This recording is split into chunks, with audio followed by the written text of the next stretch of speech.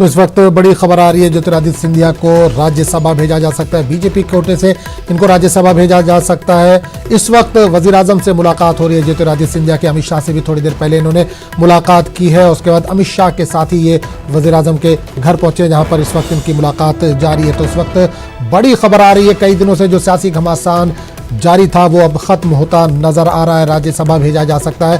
ज्योतिरादित्य सिंधिया को बीजेपी इन्हें अपने खेमे में करने की कोशिश में कामयाब होती नजर आ रही है। बीजेपी कोटे से इन्हें राज्यसभा भेजा जा सकता है। मध्य प्रदेश से ही इन्हें बीजेपी कोटे से राज्यसभा भेजा जा सकता है। इस वक्त वज़ीर आज़म के घर पर है ज्योतिरादित्य सिंधिया और अमित शाह भी इनके साथ ही हैं और इस वक्त बातचीत का दौर जारी है। कई दिनों से जो सियासी घमासान मचा हुआ था मध्य प्रदेश में, अब वो खत्म होता नजर आ रहा है। जो बागी एमएलएज हैं वो भी शाम तक दिल्ली पहुंच सकते हैं।